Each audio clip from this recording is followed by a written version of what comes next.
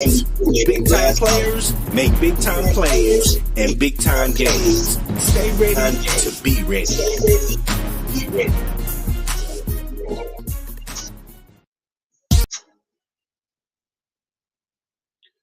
What's up, everybody? How y'all doing out there? Today is Monday, January 30th. We got one more day left in this month. Man, this month went by so fast.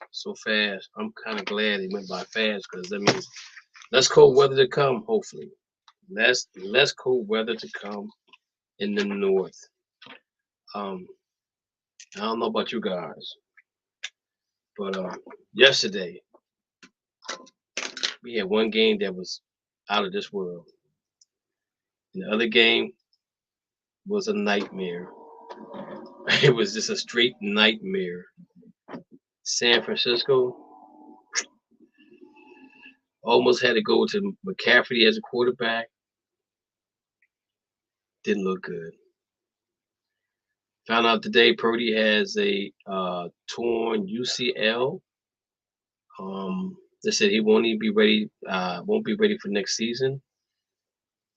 San Francisco not confident in Trey Lance. I'm gonna say this. Who is the most sturdiest quarterback in the NFL right now?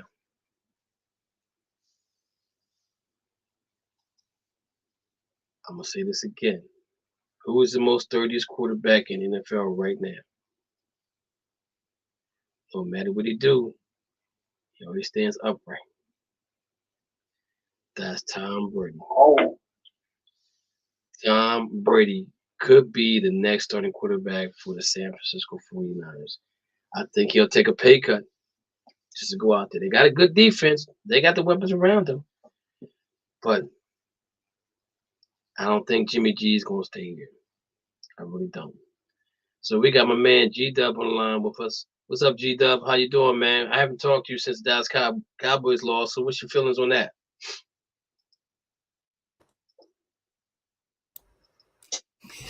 Man, I just don't know.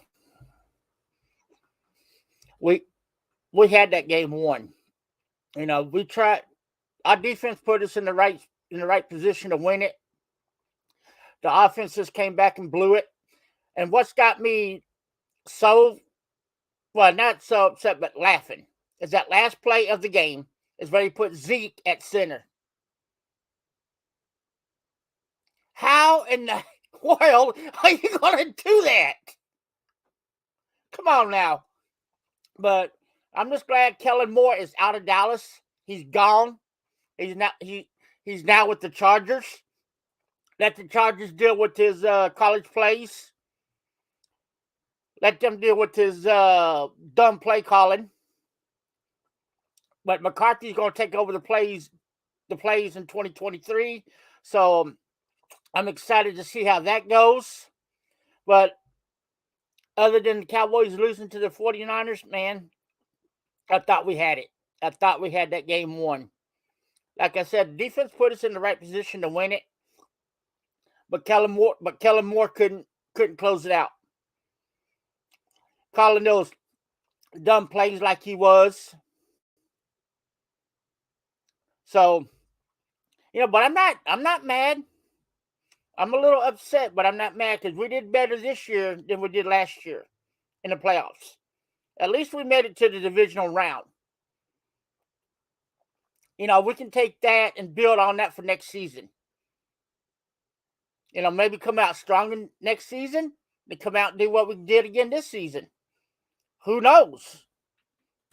But I got my fingers crossed and saying my prayers. We come out with positive thinking after going to the divisional round.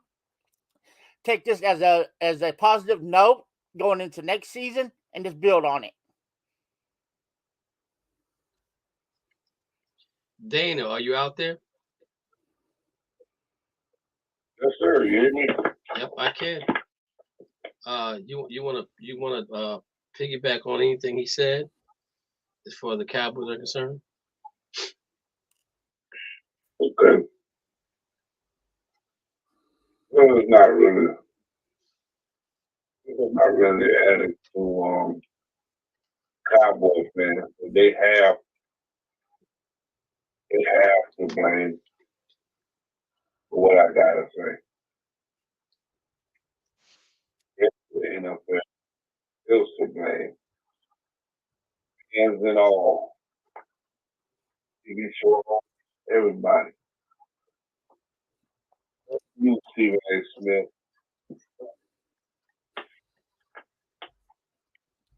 Why everybody don't get upset that Tom Brady let me do Dak Prescott? I don't think Dak had a bad game. I just think those guys was in position to make those plays. But you have Tom Brady throwing interceptions in the end zone, underthrowing players, don't want to get hit, throwing the ball on the ground. Nobody said nothing. He's the GOAT. How is he the GOAT? Why? Because he played a long time. So, you know what? 7 Super Bowl wins, except for the one in Tampa, and we know he's doing it. How is he the GOAT? That's all I want to know. I just want to know why did he have all these quarterbacks like Justin Fields, Deshaun Watson? They beat them up for personal stuff, not for quarterback play. And I think Cowboy fans and fans hold Dak Prescott an apology. Nobody put him in position to win. He can't run and can't throw the ball to himself. All he had was what, CeeDee Lamb versus a defense. I think you get Dak probably like Mike Evans and CeeDee Lamb, and you'll have something. You gotta find that slot receiver. But that's just my little thing. But my rant ain't even come up yet. So I won't take up time with this. But I just think there's something wrong with that in the NFL that nobody holds Tom Brady accountable for nothing. That they always want to say he's the GOAT. And he got caught cheating. So I don't even think he deserves the Hall of Fame. Wow. Rose can't go. Tom Brady can't go. Very interesting take, Dana. Very interesting take. Now I'm gonna say this about Dak. He was drafted in the 4th round for a reason. He got the starting quarterback job by default because Tony Romo got hurt. They had all the weapons. They had all the ingredients to maybe win a Super Bowl that year. Because if I'm not mistaken, and correct me if I'm wrong, Gerald, his rookie year they lost 4 games. Was it 4 games they lost? I believe they lost 3 games.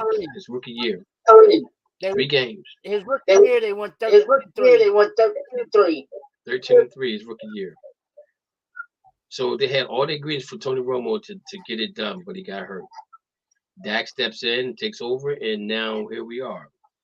A couple $1 million later, this is where we are with Dak. Dak is a 4th round quarterback for a reason. Now, somebody gonna say, well, Tom Brady was drafted in the 7th round. But the program that Tom Brady was in, it worked for Tom. I'm not saying that the program that the Cowboys don't work for them, but I think that the carousel of wide receivers and running backs that come through there while Dak was there might be an issue. But again, Dak was a 4th round quarterback for a reason. Going forward though, Dallas is going to be. They gotta sign some people. I saw Micah this weekend. He came home, and I asked him. My sister asked me a question. I said, "How you feel about Dan Quinn coming back?" He said Dan Quinn was never going anywhere. I said, "Okay." I said, that's cool. That's only conversation. That's the only conversation I had with him, just to see where his mind was with that thing right there. But he said Dan Quinn never was going anywhere. And I kind of feel that way because Dan Quinn sees something in this team that maybe nobody else sees. Or the defense is going to be stellar next year. I think defense will get better. Offense, I think Zeke is probably gone. I think they probably signed Pallet to a franchise tag. They go out to look for another wide receiver. Offensive line is pretty steady. Tight end is pretty good. And what you be looking for now? And from Dallas, I'm looking for some steady backups, backup running backs, a slot receiver, 2 or 3 slot receivers, left tackle, right tackle backup. That's going to be pretty decent. Not starters, but coming into the game. So I think that's where Dallas should be looking at. Should they be looking to get rid of Dak Prescott? I don't think so. Now, what's going to be the issue, though? He has a new offensive coordinator in McCarthy. And I think the reason why McCarthy is going to become the offensive coordinator is because this is it for him. If McCarthy doesn't get it right now, he gets fired. And I'm gonna say this: if Dallas does not win the division next year, he's not going to be there next year. Even if I think that he's probably done after this year. I mean, I think he's done after next year if he doesn't win the division. And I think the reason why Dan Quinn's still staying there is because he could probably be the next head coach of that team. And he'll go out there and find him an offensive coordinator that can do what needs to be done and get the team done. And I think if you guys think back to me in that division, I think the majority of the head coaches that's been in the division most of them have been defensive coordinators became head coaches. That have been that have prevailed, if I'm not mistaken. So I think that's something to scratch your head about when it comes to the Cowboys. I think Tom Brady, Dana, is going to be in San Francisco. And the reason why I'm saying that is because my man Purdy has a UCL tear, which they said takes anywhere from 6 to 8 months to heal with the right therapy. And he's have to start throwing with a tennis ball or something like that before he can even throw with a football. So that's going to take a while. They don't have a lot of confidence in Trey Lance coming back. And the thing about it is now what San Francisco has done, they got the offense, they got the defense. It's going to be hard for them to add something because they don't have no cap room and they don't have no draft picks. They gave a bunch of draft picks to get Trey Lance. They got a bunch of draft picks. They give all the draft picks. They give all the draft picks to They give a bunch of draft picks to get McCarthy. McCarthy. I mean McCaffrey. So it's gonna be slim pickings for 49. So it's like do or die right now for them going forward. Free agent wise, they can probably do something. Draft wise, they can do something, but I don't know if they can build on what they have. They have a good team right now. The question mark, Dana, is the quarterback's position. Tom Brady don't get hurt. He do whatever he gotta do to get rid of the ball so he don't get hit. He got a good wide receiver core. He got a good running back. He got a good tight end in Kittles. I mean, actually, Kittles probably may be better than Gronk, in my opinion. I think he's more of a wide receiver than he is a tight end. So don't be surprised, Dana, if you see Tom Brady go out west. Now the thing about going out west though is that he got to face the Rams twice a year, and so far he beat the Rams. I think one time in Tampa, or maybe two. I think one time in Tampa, if I'm not mistaken. And they played them 3 years in a row, and he's lost them in the playoffs. So they kind of know Tom. And if you get a fresh Rams defense next year against them, it's going to be a different story, I think, with Tom Brady. But that's just my take on that. But I want to get to something more serious than football right now. Dana, I wish you could have came on live with me because I wanted people to see your face. Because I want to talk about the young man that got killed in Memphis.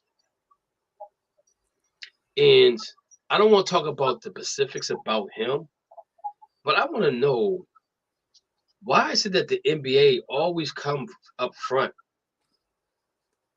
and sets the tone when stuff like this happens? Where is the NFL at? Where is the MLB at when it comes to stuff like this? Why are they not on the forefront of this? Why is the NBA the ones that are talking about it all the time? All the time it's the NBA. You know what I'm saying? I'm just trying to figure this thing out. I need somebody to help me understand this. Why is the NBA the only one that's making a fuss about what happened? Well, not a fuss, but I mean, they're making a fuss, but it's more than a fuss because a young man was killed. But I'm just trying to understand why no other professional sports is coming to the forefront of this right here, and that really bothers me because another young man, another young black man who only weighed 150 pounds, 5 police officers, number of police officers standing around watching what's going on.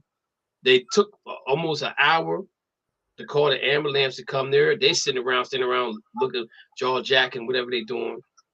And this young man is dying in front of them, and nobody cares.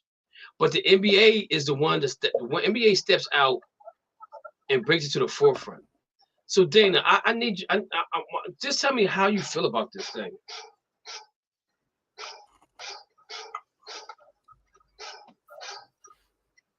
Oh wait a minute, I think I got Dana on mute. I'm sorry. I apologize, Dana. You hear me? Yeah, I got you. You hear me? Yeah, I got you now. It's kind of like what me and my friend talk. Nobody really cares, but like you said, like the NBA always started off because that's their product. The African American male is their product. I don't think the NFL don't care. I don't think they don't care. I mean, because they probably setting it up like, well, it don't have nothing to do with us. It's not football. And I get it. Maybe they didn't want to tune into their ratings or whatever. But I just feel that nobody outside of us don't really care. I mean, nobody speak up for it. Nobody speak up against it. Nobody. The president don't. The vice president don't. Nobody. Well, the president did call the family and talk to them. The president did call. Now I don't know about the vice president, but I know they said the president did call, reach out, and talk to the family, which is a good thing for him. I mean, that's the routine, Carol. Well, I mean, it may be routine. But we had a president. I mean, like, why is it the black male? Why is it the black male that always gets that? But it was black officers. Exactly. That's what I was telling her today. I said it was black officers. So I'm not saying, but I'm like, if everybody do it, then everybody gonna join in. And this, like, you mean to tell me you didn't think about it to protect this man? Okay, you got him in handcuffs, and it's another guy that called for his mother. Mm-hmm. I just think it's open season on the black male. Well, the part that bothers me more than anything else is that this force was set up to police the black community, okay? Because they're black males, okay? And the sad part about it is, I'm gonna get back to that too. The sad part about it is that nobody trusts the police officers no more. Every police officer is not a bad police officer. You know what I'm saying? All of them not bad. You just have your handful of those that are. But my thing is right here. These guys were handpicked to work in the community that they lived in or they grew up in. And this is how they treat one of their own off a traffic violation. I find it's really disturbing to me when you're black, but you wear the blue, but you think you still above the law from doing the right things to the people that you're supposed to be protecting. I really have a hard problem dealing with that. You know what I'm saying? Because now who can you can't trust nobody. And this is my thing. When an officer, like, I'm gonna say this about me. When I put my uniform on every day, I take a chance to be shot, to be stabbed, to be whatever. Now the chance of that happening to me in the United States of America is slim to none. But when I was over in Iraq, every time I put my uniform on, I walked out my room. I could have hit a tripwire. I could have been shot. I could have got some incoming shells on me. All those things could have happened to me. But I took on the challenge, but I did it because I love my country. Okay? And I did it because that's what I wanted to do. So I knew what the sacrifices were going to Iraq first time and the second time. But it wasn't going to be a third time because my body just wasn't up to going over here anymore. And plus, my wife said, if you go again, I'm getting a divorce. So I just had to just bow out gracefully and retire. But I took on that responsibility, and I knew the challenges that was coming ahead of me. Was I scared? Yes, I was. If I wasn't scared, then I was very cautious when I did certain things. A lot of times I moved around in the nighttime, okay, with a flashlight. When I would go work out, I would take a flashlight with me. I'd go to the gym, work out. For the most part, when I take a shower, it'd be nighttime. I go take a shower at nighttime, right?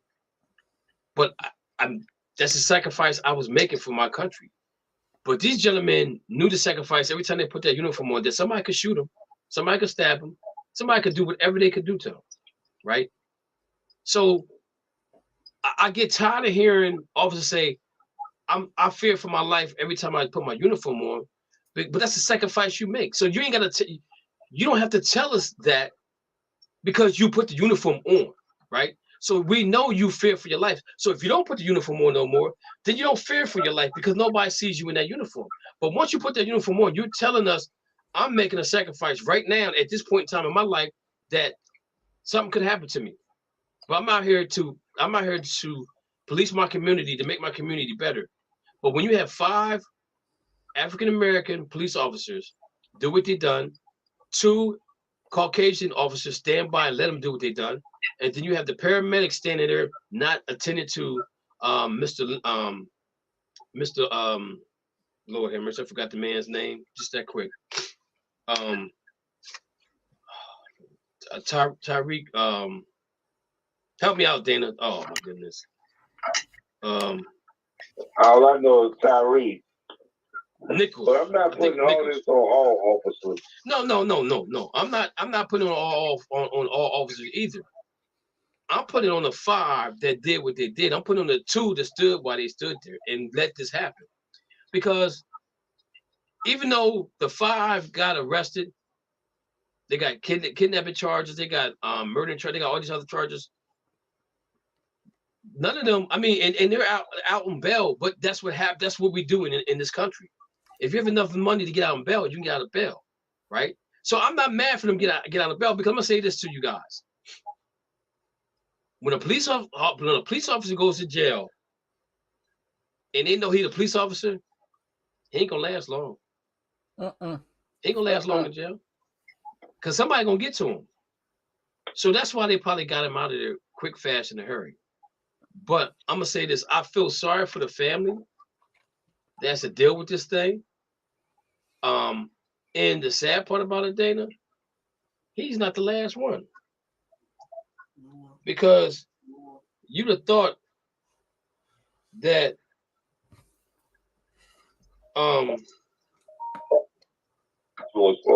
that George Floyd situation would have put fear in some people. Tariq Nichols. Tariq Nichols is his name. It just came to my mind. You thought that would have put fear in some police officers to do the right thing, handcuff him or give him a ticket, send him on his way for a traffic violation. He dies over a traffic violation. That's so hard to fathom. I mean, he complied and died.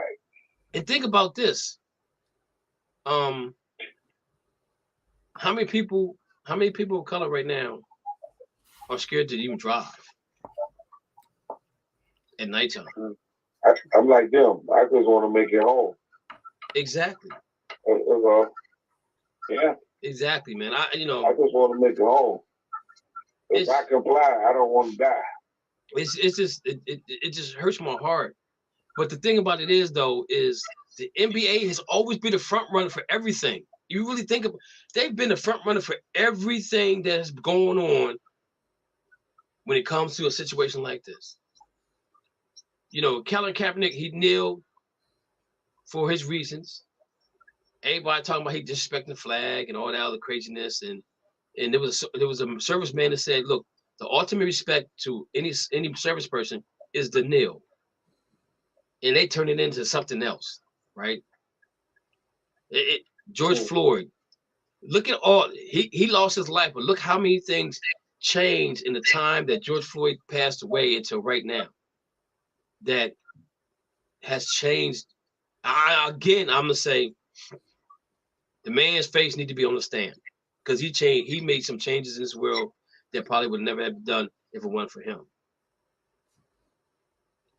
My man, the Nicholson family and their son weighs 150 pounds soaking wet. And if you look at the officers, if you look at them, I guarantee all of them over 200 pounds. And they probably ain't fat. They probably nice and muscular and everything like that. You tased them. Only thing you didn't do was shoot them. Billy clubbed them, night sticked them, kicked them. What in the hell were they thinking about? At some point, when is enough enough?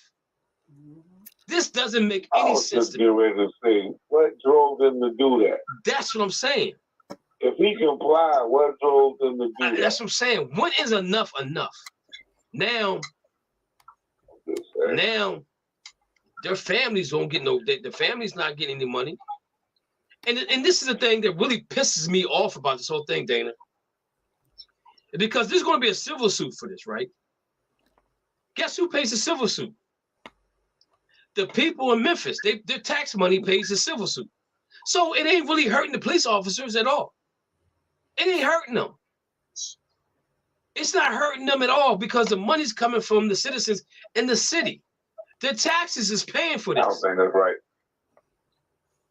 No, what they should do, any income that them 5 officers had coming to them needs to go to the family. If they had any type of retirement, any type of retirement they had, any type of pension they had, should go to the family. And if they do get out of jail, they have nothing. Because that's going to make them think about what they did to that young man. Yeah. That is terrible. That is so terrible, man. And my thing is, when is enough enough? Because what they did to him is egregious. They murdered this man. They murdered him. Why? I can't wait to hear the trial. And they tell us why they did what they did. Five of them. And he weighs 150 pounds soaking wet. First thing, I tell you what, they need to test them, see if they had any drugs in their system. Because that's one thing could take me to that. Anything could take me to the edge would be something like that. It had to be something, but they picked it. But I'm just saying though, I'm really pissed off about this, man. I'm hurt behind it. You know what I'm saying? I have a son, I have a daughter, and I'm telling you, when they leave the house, and this is why I tell my daughter it's so important. Like when she leaves the house, goes, well, just tell your mom, I'm here, or I'm good. Or you just say, Mom, I made it. Yeah. You know what I'm saying? And we go through this with my daughter all the time. She's like, y'all just want to know. No, we don't want to. We don't care about your business. We just need to know that you're safe. I just want to make sure you're safe. Why? You know, and I'm gonna tell you this is how parents are. I'm in Japan. I'm in a whole different country.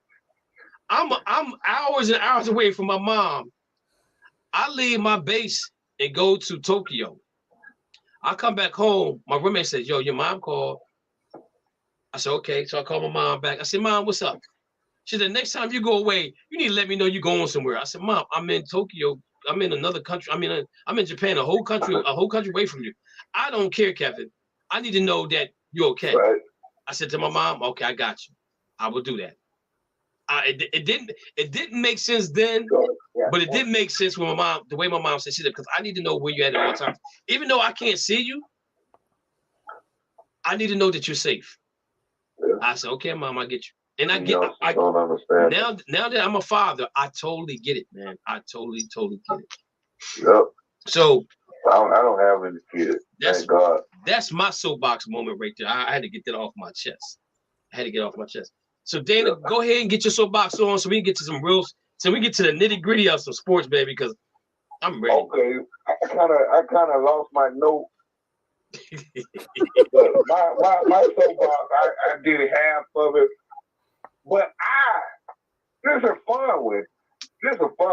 I didn't want to bring down the moment. We're gonna have some fun tonight. We got G-Dub on the phone. We're gonna take him out of his cowboy misery. We're gonna take Lou out of his cowboy and jet misery. He had 2 misery. Yeah. We're gonna take him out. We're gonna have some fun. I was sick and tired of these WNBA players saying, we deserve money.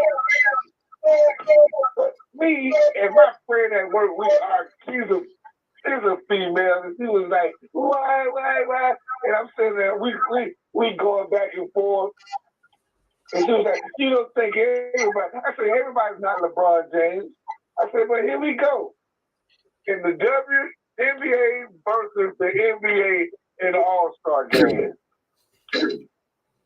Huh? I'm like this. All the top WNBA, listen, all the top WNBA women play like the lower players, like the unknown guys. I'm serious. And the NBA players can't do one thing. NBA players can't dunk. They can't dunk. Okay. The women can dunk, but the men can't dunk. You don't play 4 quarters. You play 2 halves. And then you let them play, and then let's get it over with. If you think you can do that, that's all I'm saying. But now, and what I tried to tell at work last week, I said, now you got a lot of things you going against when the WNBA come back now. You got baseball, you got the USFL, you got the XFL. You got to do something exciting to bring the fans to you. So that was my soapbox. Let's just have some fun with it during the All-Star break and see what happens. All right. That's my soapbox. G-Job. I got a soapbox moment myself. I heard about this. Eagle fans throwing eggs at the 49er fans and the team. Why are fans doing this? It's ridiculous. Even though you don't like the team, show some respect. Yes, they were throwing eggs at the fans and the team. You know, I can understand the rivalry there, okay? But don't be disrespecting the other team. To me, that's disrespect. Throwing stuff at the other team. You know, it's like if I come to your house, Kevin, and start throwing stuff at you. You would take that as a sign of disrespect.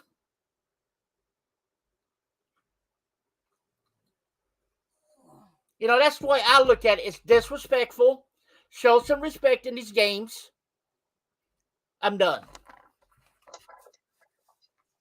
G-Dub, you know what the Eagle fans did with Joe Garrett Vicious? You do know, the Eagle fans are they're the worst in the NFL. I know that. I think it's them. I think it's them at a game. I'm talking about them at a game. I think it's them. Then maybe the Ravens. Then Baltimore. In that order, I'm telling you. G-Dub. Philadelphia Eagle fans boo Santa Claus. They do snowballs at Santa Claus. They don't care about them. They don't care about them 49er fans. They don't care whatsoever. Now, even when Michael Irvin got hurt and they took him out on the stretcher, they was clapping for that. They were clapping that he got hurt. I'm like, where do you do this at? Eagle fans, they had a jail underneath their stadium. Eagle fans, or this is what they do. This is what they do, bro.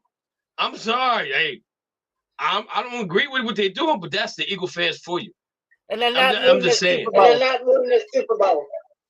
And that's just how the Eagle fans are. They let me say this to you. The year that the Rams played the Texans, Houston Oilers, whatever they were back then. Tennessee Titans. And Tennessee Titans. And a friend of mine said to me, I got tickets for you and your son to go see the Rams play the Eagles last game of the season. I said, no, indeed. I'm not going there. Not with my son. He said, why? I said, because my son going to cheer for his team. I said, man, we're going to get into a fight. I said, I ain't trying to do all that over no football game. So we're not going because the game was blacked out on TV. And that was actually, and I had DirecTV. And that's why we're going to end up going to the game. And I was like, nah, we just got to miss this game. We're gonna miss this game because we're not going to this game because that's how they do in Eagle Stadium. The home field event. When they say home field advantage for the Eagles, it's home field advantage for the Eagles there. I'm telling you right now, that place is crazy. It is bananas there, bananas. But I mean, I see bananas. I mean bananas. The people down there don't care. They do not care. I'm gonna tell you this right now. If somebody for the 49ers had anything on their car that said 49ers, I wouldn't be surprised they flattened their tires. They did that too. They did that too. When my kid's mom went up to Boston during basketball season, had Pennsylvania license tag, they stepped all on the car, busted her window out, every dog. I'm telling you, some of these fans take it to the next level. They take it to the next level. Sometimes I mean, I don't agree with it. Last time I cried for a team, I was probably like 5, 6, 7 years old. The Boston Celtics lost to the New York Knicks, and my dad said to me, I said, I'm crying. I started crying. My dad said, why are you crying? I said, because my team lost. He said, man, they don't give a damn about you. He said, you're just a fan. I said, but that's still my team. He said, I don't care. You ain't got to cry. It ain't that serious. Ever since then, I ain't never cried over a team before. Now, my high school team, I'll shed some tears for them young men in a minute, man. I'll tell you, I do it because they work so hard to get to where they get to, and they don't win a title. I do shed some tears for them, but anybody else, I ain't shed no tears for. But the thing about it is, though, you got those type of fans out there that act crazy and do crazy stuff. And throwing eggs, to me, that's mild. And they also keep some 49ers cars. See, now, me personally, if that's my car, I'm sending it to the Philadelphia Eagles organization, and they're gonna pay for that. That's simple. I don't care if I know who did it or not. My car is parked in your lot, and you have insurance of that lot. If anything happened to my car, you gotta pay for it. Simple as that. It's cut and dry. So, guys, check this out. Jimmy G, where do he go next season? Lou, what's your thoughts on Jimmy G leaving where he's at, going somewhere else? What destination do you think he's going to? Well, I heard all the rumors. The Jets. I'm like, okay, and he's still every player. I think he's an every player.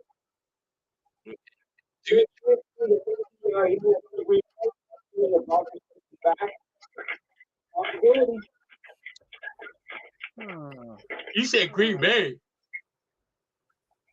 Did you say Green Bay? Rodgers decides to leave. Okay, Rodgers leaves. Okay. That's a possibility. Dana, what do you think Jimmy G might be? 49. Okay. Hey, elaborate on why you think it's going. I think you said decide to leave. No. Where you think he's gonna be? No, he's not going. Oh, where he's going to be? Oh, he's going to be 49er. So you don't think he's leaving? Yeah. Okay. No, I don't think he's leaving. Okay. I don't think so neither. I'm glad you think that, Dana. G-Dub, what do you think? If Purdy would have got hurt. G-Dub, what do you think Jimmy G gonna be? With Purdy getting hurt, I think the 49ers going to resign Jimmy G. They have that insurance policy in their back pocket. Because they're going to need a quarterback to start the first 6 to 8 games, for the first 6 to 8 months. And Jimmy G already knows the program. He knows the receivers. So I think he's going to stay with the 49ers as an insurance policy. I get y'all. I get all y'all points. But I'm gonna tell you right now, Jimmy G's out of there. I see him going. I would love to see him in Vegas. Okay. The Jets is a possibility. And I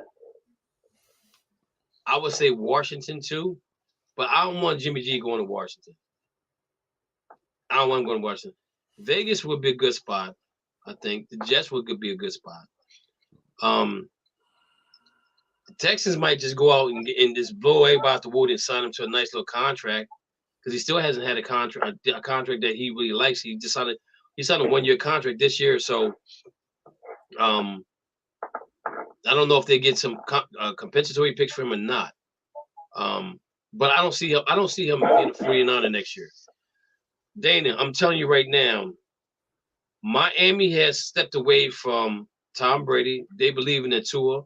And I don't know why they believe in Tua because he can't even play in the Pro Bowl game in his flag football. so something's wrong there. But I think I think that Tom Brady will be a 49er next year. They have all the pieces that he needs. He had the running back in McCaffrey. He has the wide receivers. He has the tight end. He got a good offensive line, and he got a great defense. I'm telling you, don't be surprised if Tom Brady comes back and go to 49ers and play. I'm just saying. I think they got a better chance of getting him than the Raiders do. Put that on the board, Kevin. Put that on the board. Well, I already put on the board that somebody I said no, I didn't put that on the board. No, that's not on the board. Somebody put Tom Brady would be a Cowboy, but we know that's not happening. So that's my lone wolf prediction that Tom Brady will be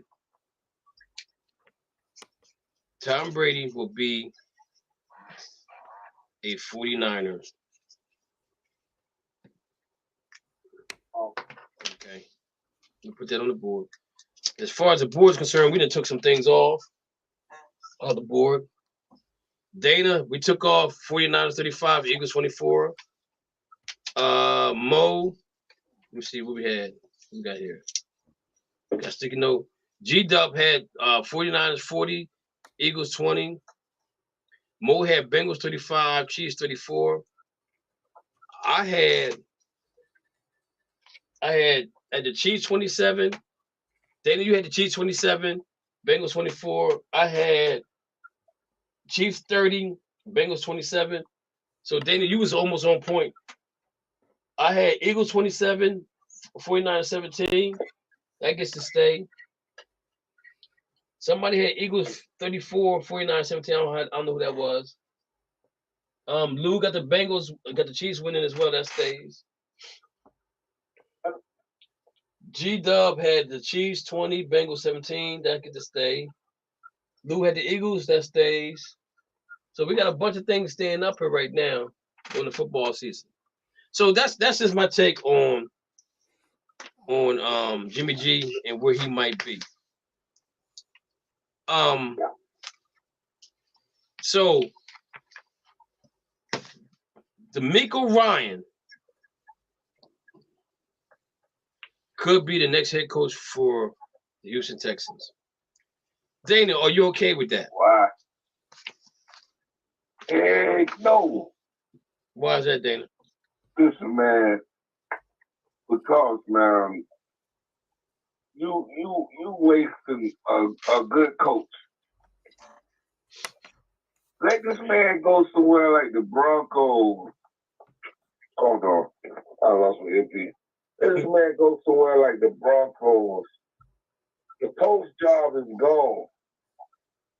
Don't go to that desert, man. I think they don't believe in you. I mean, I know you played for them and everything, but I wouldn't go. I don't think they really want to stand behind you.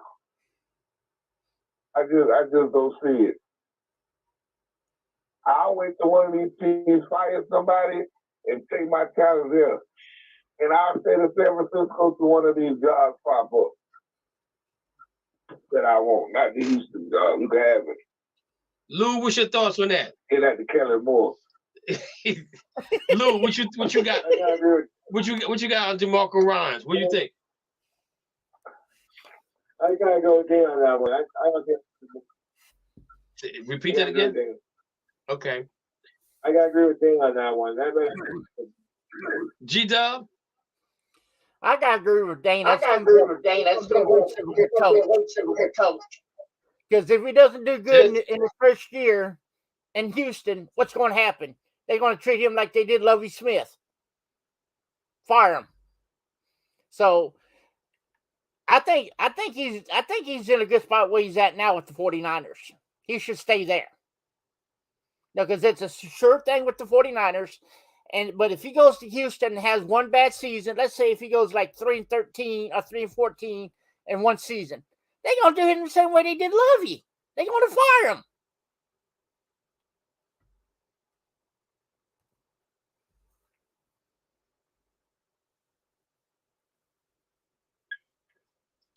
Okay, so check this out, guys. I say DeMeco Ryan takes the job, right? Gets a 4-year deal, gets a nice paycheck. If I'm DeMeco Ryan, I'm like, okay, I need to be in the top tier of coaches being paid. So I'm looking right around what's I'm looking at? Sean Payton was looking at $7 million a year. That's what I'm looking at. 7 years. I'm looking at $7 million a year from DeMeco Ryan. And I would go out and hire every coach I would hire would be black. My whole coaching staff would be black. I would hire everybody. My offensive coordinator, my defensive coordinator, my wide receiver coach, my running back coach, my linebacker coach. Every coach would be black. That's why you ain't getting that job. I would hire a whole black coaching staff. I'm like, yeah, man, what you gonna do about it? What you got to say about this one? I would definitely do that. They ain't doing nothing. I would definitely do that. I'm telling you right now, that's what I'm doing. Now, for real, DeMeco Ryan probably gonna take the job, right? Unless he feels like there's a job that's gonna come opening in the next 2 or 3 years, 1 year, that he could actually go and be better at. So let's say he doesn't take that job. Buffalo secure, Miami secure, the Patriots secure, the Jets are secure, Cincinnati secure, Baltimore secure, Pittsburgh secure, Cleveland's not secure, Jacksonville secure, Tennessee's not secure, Colts will be secure, Kansas City secure, Chargers could not be secured, Raiders could not be secured, Denver doesn't have a coach now. Okay, Eagles secure, Dallas, depending on what Dallas does, could be unsecure, Giants are secure, Washington could be unsecure. Minnesota secure, Lions secure, Green Bay secure, Chicago secure. Tampa could not be secure. Carolina secure, Saints secure, Atlanta Falcons are unsecured. San Francisco secure, Seattle secure, Rams secure. Arizona don't have a coach right now. So there are some other jobs out there that he probably could look at and say, in a year, they could probably be more attractive, better jobs for me out there than going to the Houston Texans. But I just think I think that's a possibility that he's going to take that job. Unless I say the Broncos job.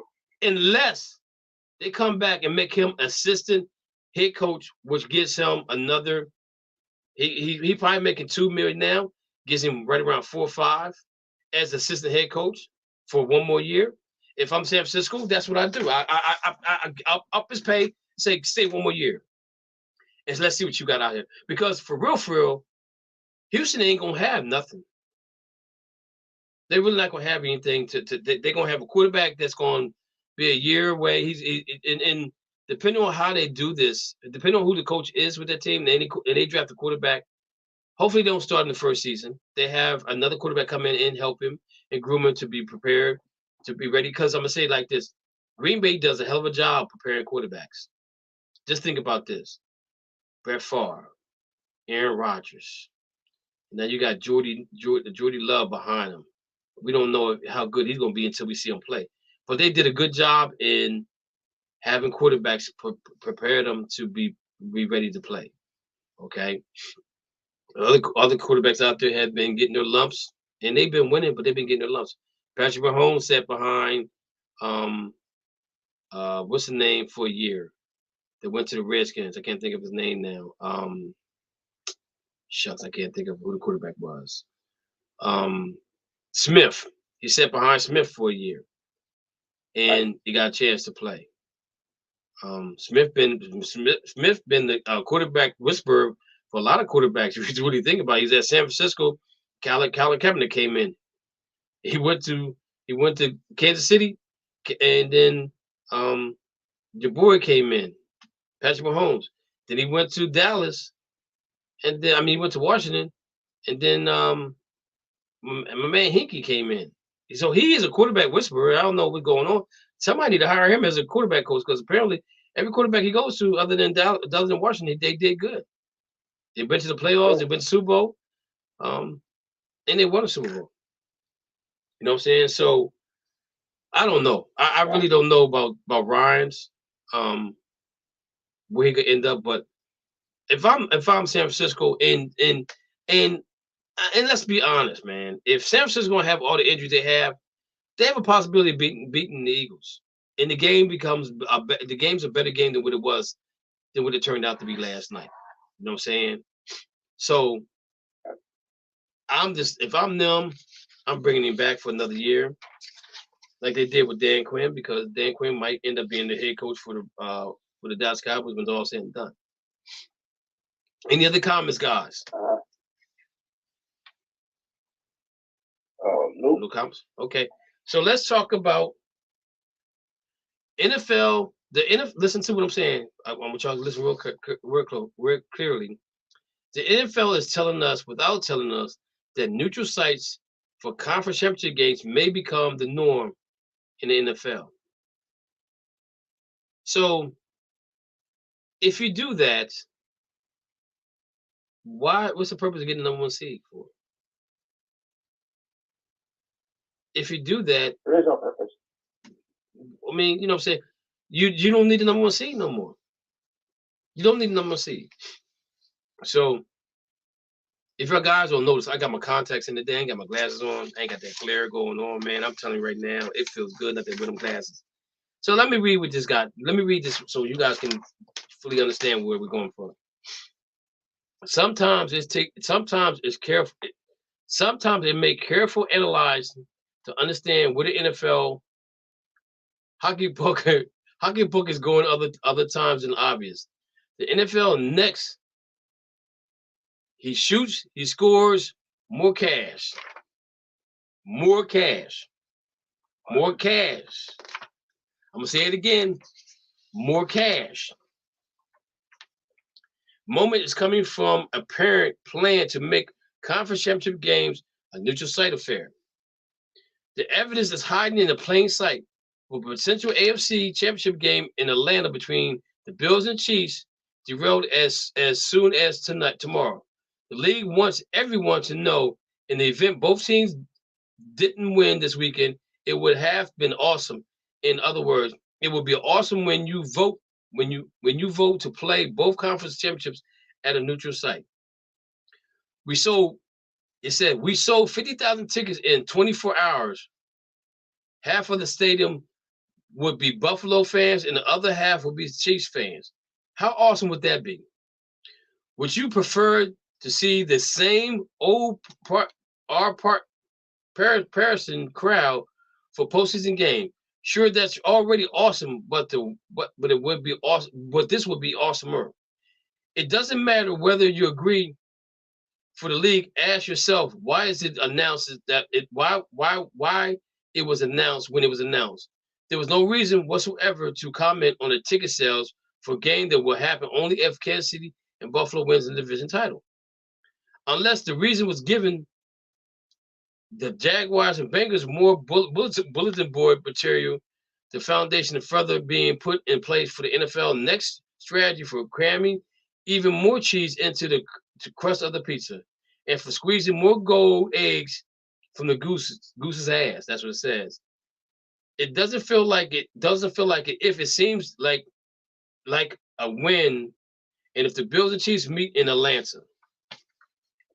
So, Dana, G-Dub, Lou, let's think about this.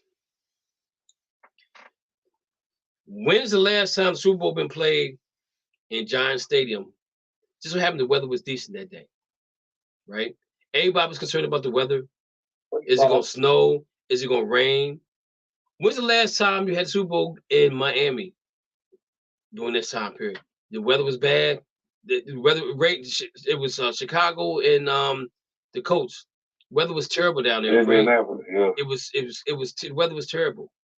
So it ain't been there no more. That's my favorite Super Bowl. It ain't been there no more, right? Because they don't have a dome. But think about this, guys. Buffalo Bills gets 200. Let's say that the stadium fills up on 180,000 people. Buffalo Bill gets 90. Chiefs get 90. The city that has the game is going to get bread. They're going to get a Brinks truck, hotel, flights, ticket price, food, vendors, the whole 9 yards. This is a gold mine for the NFL to do this. Even though they want the Super Bowl to be the perfect game in the perfect weather, that's why you won't never see it in Miami again, probably. That's why you will never see it in Giants Stadium again.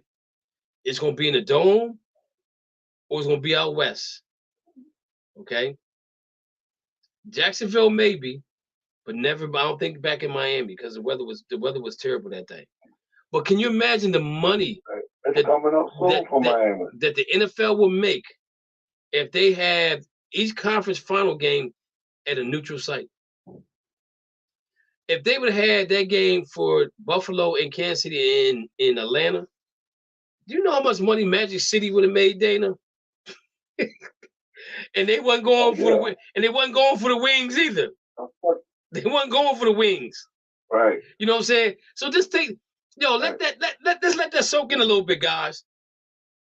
Even though the NFL is all about money. So don't be surprised if this happens in the near future. The near future. The money that they will make, it'd be crazy money. You got half the stadium filled with one fans. You got the other half stadium filled with other fans. Crazy money. Unless you're a Cowboy fan or a Steelers fan, it's gonna be half and half. But if you're still if the Steelers get to the AFC Championship game, oh, that stadium gonna be packed. The Steelers fans, they gonna be like, I need to buy more tickets. No, you can't get no more tickets. Well, let me buy the tickets you got. I'll double the ticket. I'll double the price of the tickets you got. Because those fans travel well. Dallas Cowboy fans travel well. Raiders fans travel well. You know what I'm saying? But they're saying everybody get half and half. But guys, can you imagine the money they would make? Oh. Hand over fist. Oh, they get money. NFL is all about making the money. God, I'm telling you, that the perfect AFC Championship game in the perfect weather in the dome. Same thing with NFC perfect weather in the dome. Man, do y'all guys agree with that or not? I'm mad at you saying that the Super Bowl not coming back to Miami. Oh no, That was just one time, hell, that it was bad weather. Dana, But it was the best halftime show ever Dana, through the press being there Dana is not. for me. Dana is not coming back, man. It's not. It's coming right after this Super Bowl. They no, they don't. It's They gonna be in Miami next year. they have to. They didn't say Miami got it. They got to vote on it. Yes, they do. They got to vote on it.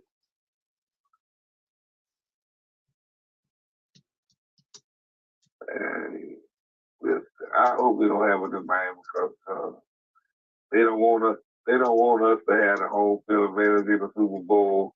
Only the Rams and Bucks get that luxury.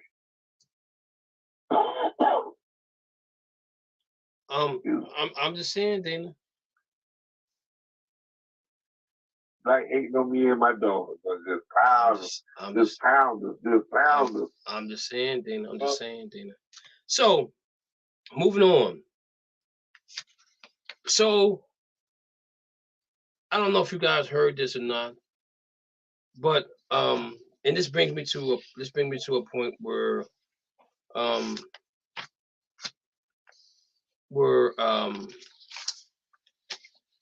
the Giants could be in a pickle. Okay, and the reason why I said it could be in a pickle is because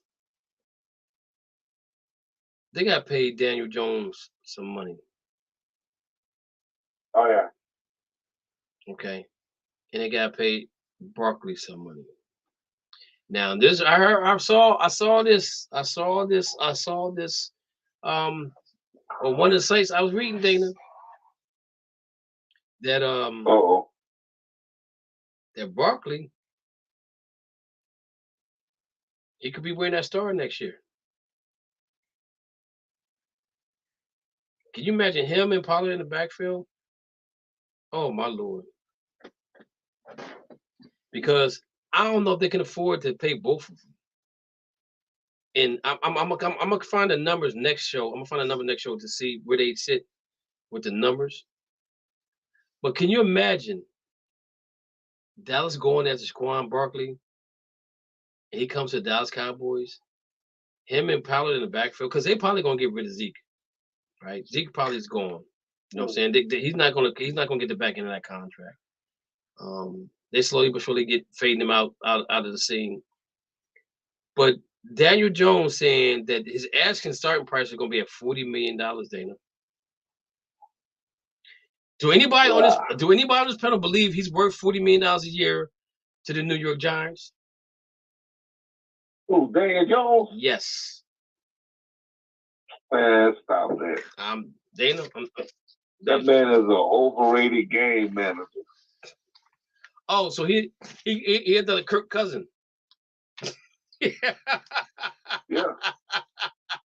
we go there. Oh. So let me read what I got here. So Dana, you agree that Kirk Cousins is an overrated game manager? Yeah. Okay. Because he don't show up in big games now. Oh, but I take him down one notch. No, but when I try to tell you that, you didn't want to listen to nothing I had to say, did you? I'm just a hater. Because I'm just a hater. He fooled me. He fooled me some games. Some games he just like, oh my God. What did I tell you from the very beginning? I told you from the very beginning, Dana. Told me to watch. I told you. Stay tuned. I said they're gonna be one and done. NFL executives believe Daniel Jones' contract asking price will start at $44 million.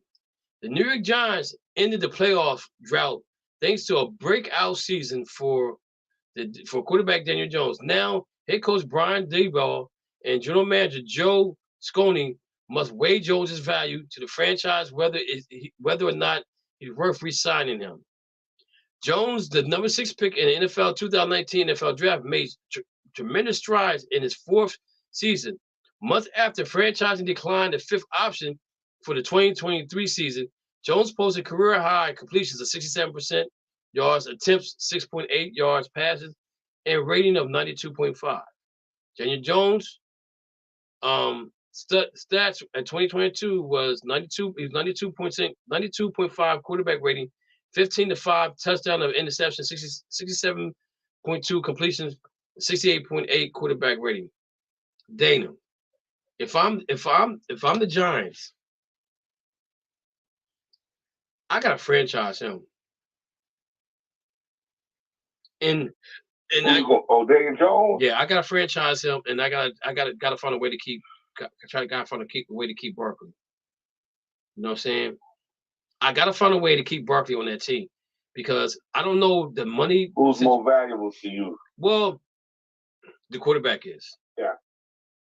To be honest with you, what? Yeah, you gotta say quarterback because football. You can get anybody to come in there and hand the ball off the No. See, well, Dana, Dana, listen. I want this. This is what I want you. This is what I want you. Wait a minute. Listen to what I'm going to say to you. Daniel Jones was second leading rusher in the game against the 49ers. Daniel Jones was a runner when he first came in the league. They said, "Yo, we're gonna pick and choose when you run." Okay. He didn't do too much run against the Eagles, but he did a whole lot of run against Denver. I mean, against the Minnesota Vikings, even though they was ranked 30th or the 31st out of 30 teams or something like that. They 30, 31, 30, whatever they were. They wasn't that good in defense anyway. But they picked and choose when he could run the football. So that added to his value as a quarterback. So when he gets an opportunity to run the ball, he can run the ball. If you watch the Minnesota game real closely, that was a determined factor on how they won that game. Because of Daniel Jones' feet. Not because of Daniel Jones throwing the ball, not because Barkley ran like a stallion horse, which he did do, but Daniel Jones added something to the game. So now when you go to prepare for the Giants, you got to prepare not only for Barkley running the ball, but you got to also prepare for Jones running the ball. Okay? So that means you need to spy on him. That means that his tight end can be one-on-one, wide receivers can be one-on-one, the running back out of the backfield can be one-on-one. Who are they going to double team? Because now you got to have somebody spying on Daniel Jones all the time because you don't know if he's going to run. That's why I think he's more valuable for the New York Giants. I don't agree with it. I really don't agree with it. But he's proven that he's proven his commodity is worth being paid. Now, I don't know about no $40 million. I'm not taking no money. I'm not saying you shouldn't get paid. I don't know what he should get paid because I really don't know what the salary cap look like. But I'm saying if he's looking at $40 million, there's no way they're gonna give Barkley what he wants to. So that's why I'm saying that Barkley could be on the outside looking in or on the outside going somewhere else. And the Dallas Cowboys are gonna be right there for the pickings. I'm telling you right now. Because they're probably going to cut Zeke loose. They're not even going to ask for no pay cut or nothing. They're like, yo, go find it. If you want to find a trade, you can find a trade, and we'll trade you to somebody and get a 4-5 or a 5-6 or 7-8 or whatever we want for, because they're pretty much done with him. If Zeke don't see the handwriting on the wall, nobody else does. You know what I'm saying? Nobody else does. I mean, I see it. Tony Pollard is the man for that team. I saw that last year. I'm sorry that he got the injury. I'm sorry for the injuries that he had, which is a freak accident because I've never seen nobody get injured on both legs like that. It was just a freak accident. But going forward, Dana, Barkley could be the guy for them. So these are all the top running backs right now. Josh Jacobs, I'm not a firm believer in him. He had one good game. We had over 200 yards, and now he's the best thing since sliced bread. Number 2, we have Saquon Barkley as number 2 running back.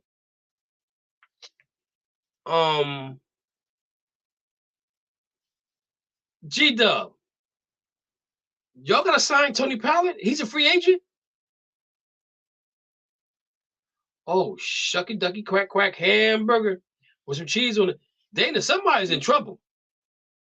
Somebody's in trouble. Zeke definitely is not staying now. I'm saying right now. Zeke is out of there for sure. What was that?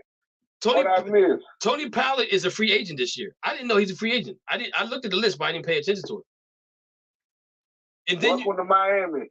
And then you got Miles Sanders from the Eagles, who's next up. Then you got Dante Foreman, Damian Harris, Raheem Morse, David Montgomery, David Singletary, Jamal Williams. These are all solid starters right here.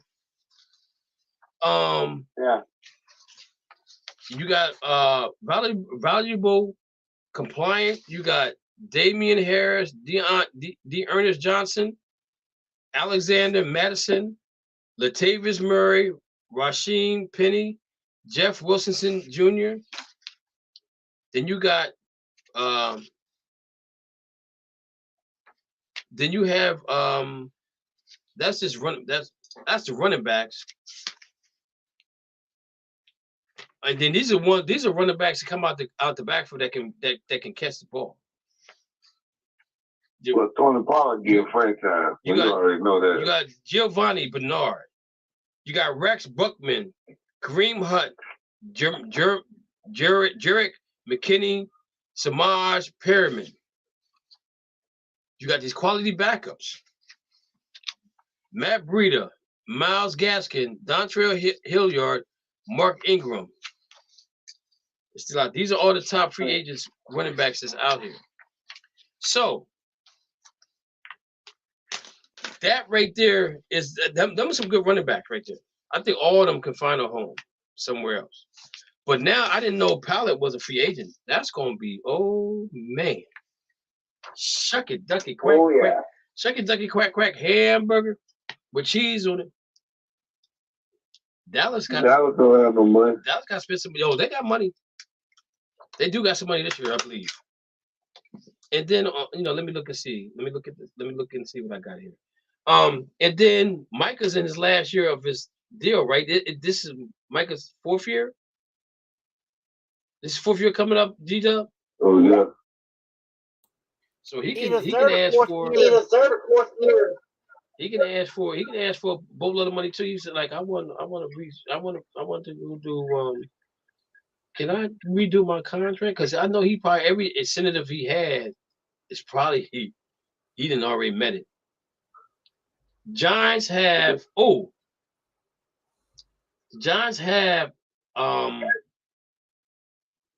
salary cap wise, they're number 5. They have $44 million in salary cap.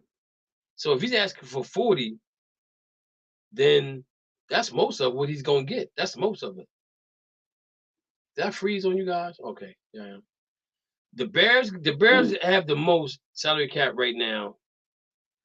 They got $98 million in salary cap. So if we're gonna talk about Justin Fields in just a quick second.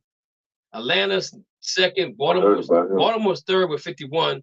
If they don't sign Lamar Jackson, Cincinnati Bengals, wow, they're number 4 at 44. That can make a move. Patriots are 6, Houston is 7, Seattle is 8th, Raiders are 9th, and Detroit is 10th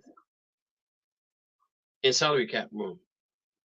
But then they just said the salary going to go up to 200 and was it 44 million? I think it was. I froze again on you guys.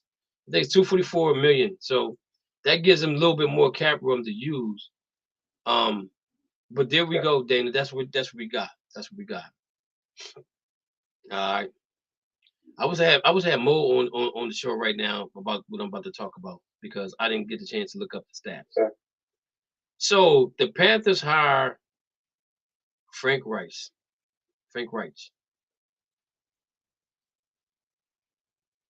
He got fired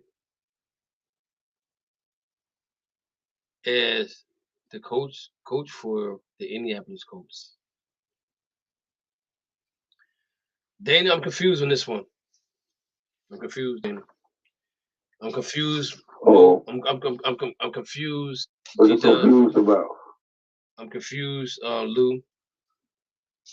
Now, the coach they had, Coach Wilkes, who was black, 1 game away from making the playoffs. Sam Darnold come back and playing lights out football for them.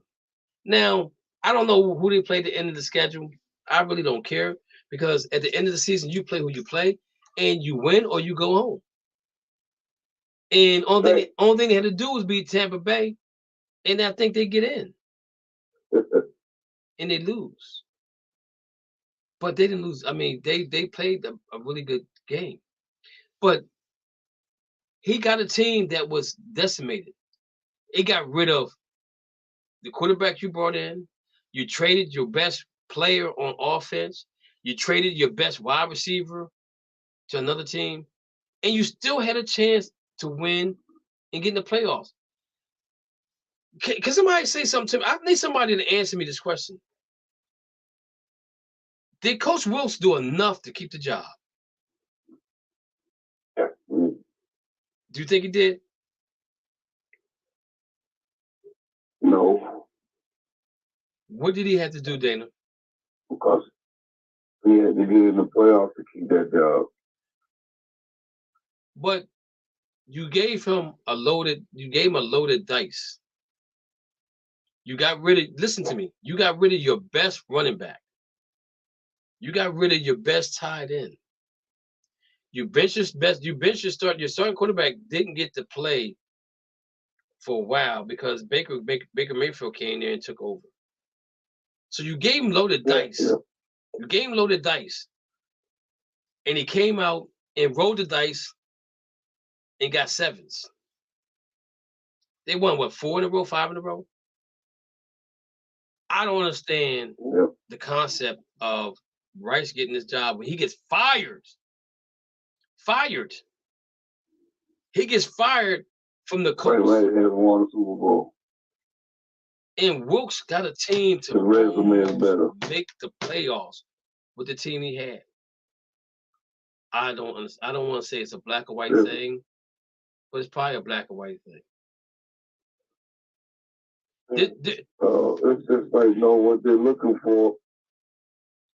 Let me ask you. It's like they wanted him to get in the playoffs and do something. Let me ask you guys a question. And they got Frank right, and they can go get a quarterback, and he can whisper in his ears and turn him into the new Foles. Let me ask you a question. That's what Jacksonville got. Let me ask you a question. The quarterback whisperer. Let me ask you a question. I forgot what the question was. My bad, sorry. I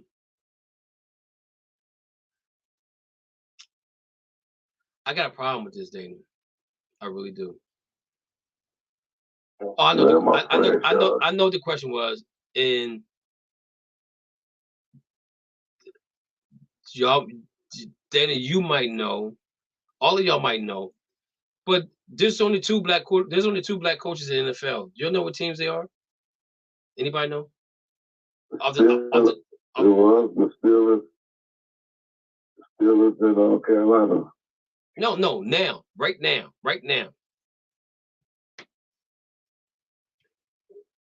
I know one's the Steelers. And Tampa Bay. Mm-hmm. Well, actually, probably 3 because Dana, I don't know what your boy is. I don't know if he's black, white, or polka dot or whatever. I don't know what he is. Oh, he's mixed. Yeah. So he don't. So what he chooses to be what when he wants to be, and when he wants to be something else, he be something else. Yeah. We not trying to do that. We just trying to win Super Bowl. Okay. So but that's my whole thing is you have 2 black quarterbacks. I mean, 2 black coaches in the NFL right now, and you've had multiple coaches that apply for jobs that should have got the job. Cliff Kingsbury should never been a coach for Arizona Cardinals. He set that team back 10 years, in my opinion. I think Hackett should have never been a coach for the Denver Broncos, who was the offense. He couldn't hack it. He sure enough couldn't hack it. The He's an offensive coordinator for Tom. I mean, he was an offensive coordinator for Aaron Rodgers, who never called an offensive play.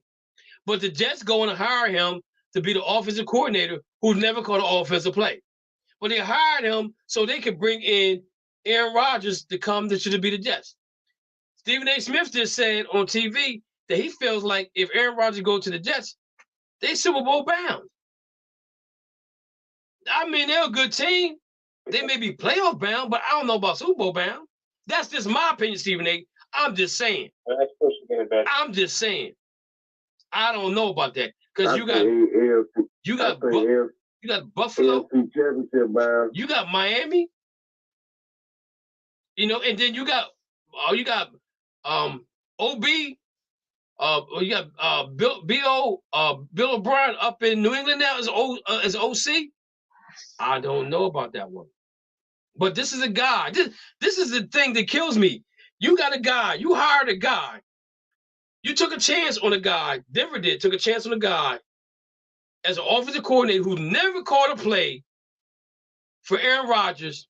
Try to trade for Aaron Rodgers to come there, who never called a play for Aaron Rodgers as the head coach, and you failed. Now, you failed because you got a new quarterback that wasn't Aaron Rodgers. You get fired, and you get another job as an offensive coordinator for the New York Jets, who may be in Sweet Stakes to get Aaron Rodgers. I'm confused on this one, guys. I don't know about y'all. But you got my man, Coach Wilks, out here that can't get a job. He can't keep a job. He's still in that lawsuit about the stuff that's going on in the league as far as black coaches being coaches and stuff like that. And it's a mess. It's a total mess. NFL is a total mess. They keep rotating OCs and head coaches that haven't did anything with 2 or 3 teams, and they still bring them back. I don't understand. I mean, you know, you're taking players like Sean McVay's tree is getting really thin now because he's losing coaches to go into other places. But my whole thing about this, though, guys, is this right here. You one game away from the playoffs. Dana, you lose your starting quarterback that you had. You trade your wide receiver that you had. You trade one of the best running backs in the NFL who always could be in the MVP race every year to San Francisco 49ers, and you still miss the playoffs by one game. One game. If I'm the players, I'm upset about that. I'm saying that's what we want. I'm going to say, this is a guy I'm jockeying for. I want him to be our coach going forward. Because and let's think about this. Look at that division. That division is wide open for real.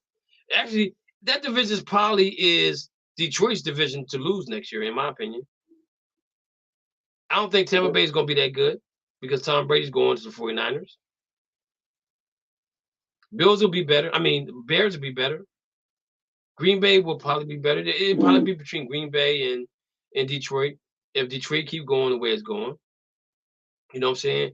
So I'm just not understanding. I'm not understanding this whole thing about Wilks not getting the job. But I don't know what the NFL gonna do about it. Because you got two. He doesn't fit what they were working on. They looking for a guy that can get into the Super Bowl. Well, Frank Reich has been to the Super Bowl. I mean, I get that. His coach quarterback to the Super Bowl. I get him being going. I get him going to Super Bowl, but I'm sorry, I'm not picking him. You had a team. You've been through 3 quarterbacks. You had Phillip Rivers. You had Brian. You had Phillip Rivers, Matty Ice, right, and Nick Foles there. Nick Foles, who won the Super Bowl. Matty Ice, who's been to the Super Bowl. And you had Phillip Rivers, who's been to the playoffs. So you've had all quality quarterbacks. Now maybe they're long in the tooth, but you had a good offense line. You got good offensive players. So I'm confused again, Dana, about him going to the Super Bowl. I'm confused, Dana. I just don't get it. G-Dub, you get it? Lou, you get it? I don't get. I don't get it. I don't get it either. I don't get it. I don't get it neither. I don't get it neither. You got to find it. You got to find out this team's criteria. What they're looking for. So he did just enough. He didn't get it done. But Dana, but Dana, okay, so he didn't get enough. He didn't do enough. But you take away the best player on your team, which is your running back. You trade him for draft picks. You trade your best you trade your best wide receiver for draft picks. So now he gets an opportunity to pick who he wants for those draft picks. That's the part I don't understand. You just solved your own mystery. Yeah. They took away everything to help him to get him over the hump in the playoffs, to slow him down. But Dana, why you trade your best running back and your best receiver if you really want to see this man succeed? You didn't want to see him succeed. But wait a minute, Dana. You taking away his best player. But Dana, the coach, he almost overachieved if he would have made the playoffs. But Dana, the coach that they hired there, and they fired him, was right around the same time they traded everybody, because they was going to tank the season to finally get that number one draft pick to get them a quarterback that they really wanted. But he goes there. Brooks goes there, and Dana, just think about this. He motivates his team. This team comes. The game that he caught, if I'm not mistaken, the game that he first coaches, they blow Tampa Bay out. They blow them out in Carolina. He blows them out. Yo, you gave him lemon and he made lemonade. The only problem was he didn't sell enough lemonade to make a profit. They're wrong. I'm telling you, they're wrong. Somebody put something in it. And the thing about it is, Dana, is you got players. You got players probably was backing him. That's probably said, you know what? I'm out of here. I'm done. I'm done. I'm done with this mess. I'm going somewhere else to play. I'm not staying here. Ownership didn't care. They took one of his legs from under him by trading his best receiver and his best running back. So if you do that, so then if you do that, why fire the coach? Listen. Because you didn't complete the task. I'm talking about Matt Rule. I'm talking about Matt Rule. If you're doing that, why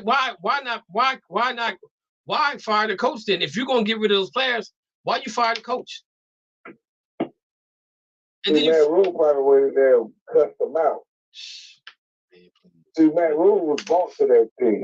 This guy was trying to win the job. It's different. Dana, I'm gonna say this. He had more faith. Dana, I'm gonna say this to you. I disagree to you. I disagree to you the fifth dimension on this one, because I think that they made a major mistake on this one. And I don't care what quarterback they get. They didn't make a mistake. I don't care what quarterback they get in Carolina. They're not gonna win with Frank Rice. He had three quarterbacks. He had three quarterbacks. He had a quarterback that won the Super Bowl, and Nick Foles. He had a quarterback that went to the playoffs, in Phillip Rivers. He had a quarterback that went to the Super Bowl and lost, not because he wasn't the reason why they lost, because the offensive coordinator or the defensive coordinator, which is Dan Quinn, caused them to lose the game to the Patriots. It wasn't the quarterback fault. So you had a quarterback that went to the Super Bowl and lost. You had a quarterback that went to the Super Bowl and won. You had a quarterback that went to the playoffs. And you can't win with none of those three players, none of the three quarterbacks. No, Dana. I'm sorry. It's the coaching. Kevin, not listening to me, guys. It's the coaching, Dana. It's the coaching. What do you not understand about they set him up to fail because they wanted to move on? No. I'm talking about the coach right now. I'm talking about the coach. And then you get Jeff. But you get Jeff Saturday to come in there, who ain't never coached a day in his life. He's an analyst. And he win a game. Man. It's about that was just a homie looking out just to see if a homie wanted. That's Dana. Dana. That's just a homie looking out for a homie. Dana, let me tell you something. One of the major things about coaching anybody is motivating them to be better than what they've been. I'm telling you. And as a That's coach, probably what they use him for as a player to motivate those guys. But he wasn't qualified for the job either to do that. So let me. So you don't think that because he's black he didn't get the job? Not really, because it's so much that goes on. There's so much that goes on. The whole started taking another way. I get what you're saying, but it's like it could be that, or it could be other things too. That they really was like, okay, he can do this, he can do this. He failed because they failed him. Dana, how he did that with his best two players. So how do you think he failed though? You don't think so? Okay, wait a minute. G-Dub, do you think he did make the playoffs? Do you think that the coach for Coach Wilkes for Carolina Panthers, do you think he failed as the coach after taking over Matt Rule from where they were to where he got them to? No, he didn't fail. So why you think he didn't fail? Tell me. He got him to one game from being in the playoffs. And look what he had to work with. You know, like you said, Kev, he got rid of his best running back, his best wide receiver, and he still got him within one game of the playoffs. To me, he didn't fail. That's the signs of a good coach. He just needed a little bit more time with the team. Lou, what's your thoughts? Do you think he failed? Yes, I think so. You think I agree with you on that one. Okay. So Dana, he failed because he didn't meet their mark. Dana, we don't know what they told him. So what do you think? So you think their mark was to make the playoffs after they fired your head coach? Yeah. After they got rid of the wide receiver, after they got rid of the best running back and one of the best running backs in the NFL, they went to Brooks and said to him, if this team makes the playoffs, you're gonna keep a job. Yeah, they probably told him that. I disagree. I believe they told him that. I gotta disagree. I guarantee they told him that. If you make the playoffs, the job is yours. I disagree. That's what they told him. I disagree. That's what they told him. Yeah. I disagree. And if you really think about it, the division, it was up in the air for a while. Tampa, Detroit. Okay. I mean not Detroit. Tampa, Atlanta, Carolina for a while. It was up in the air for a while. It was up in the air for a while. You listen? You gonna listen? You gonna listen to me? I'm listening, Dana. Go ahead. I'm listening. Go ahead. Okay. What they always say about Tom Brady? I don't know what they say about Tom Brady. Since he's been with the Patriots, he's the only quarterback that does more with less. Now, this would have sealed this guy's resume to get this job if he would have made the playoffs with less. Don't you think that looks better? Oh, man, Christian McCaffrey saved him. Look what he did for the 49ers. You don't think he can do that with the Panthers? Nope. He's the same running back. No, he can't. No, he can't. Because there you go again. No, you failed him again because you lost the best player in the locker room. No, but let me say this to you. When McCaffrey was with the Carolina Panthers, he's all they had. He was a running back. He was a wide receiver. He was a tight end. He even threw the ball. He even punt returner. He was a kick returner. And they gave him all that money. Said, yo, somebody give him all that money. This is what you're going to do. Too. Yeah, exactly. But when he went to San Francisco, he didn't have to do everything. He didn't have to do everything because you know why? He had the wide receivers. He had the wide receivers. But then hear me out, Dana. He making my point. No, but no. You making my point. No, I'm not making your point, Dana, because they expect this man to fail. Dana, and he overachieved if he would have won the playoffs. If he would have beat the Bucks to get in the playoffs, he would have overachieved. Dana, no, I gotta disagree with you. You took all my best weapons. I'm down to my last 22. I'm out here shooting, fighting the Army with a handgun. We almost took him out. Dana, I got a little better than resume. Dana, I got taking out the Army with a handgun. Or what? Okay, but I get your point though, right? But you got a coach that just got fired, and he was up 3-3 to whatever, and he gets fired. He gets fired from. He gets fired. Wait a minute, hear me out now. I'll let you talk. He gets fired from the coach. Okay. Jeff Saturday is in the booth analyzing. That day he gets fired. The next day he gets fired. He comes down. Israel says, "Jeff Saturday, you're gonna be my head coach." Ain't coach nobody and nothing. He's an analyst. He's an analyst, and he starts winning the game. So does that make Frank Reich look good or bad? That makes him, to me, look bad. Because he comes in that week. He comes in a week after he gets fired. He gets fired. He gets fired. He comes out of the booth like Superman, puts on a cape, becomes the head coach for the Colts, and they win games. That has to make Frank Reich look bad. A dead clock is right twice a day. It might be, Dana, but he's the same players that Frank Reich had, the same players that Jeff Saturday had. He won games with him. That's what I'm saying. That's what I'm saying. He didn't have Phillip Rivers. No, I'm not. No, I'm talking about this year. The quarterbacks that he had this year, the same quarterbacks that Frank Reich had. He had Nick Foles, and he had Matty Ice, and he still won games with them. Frank Reich couldn't do that. But you give him a head coaching job over Wilkes, who didn't have anything.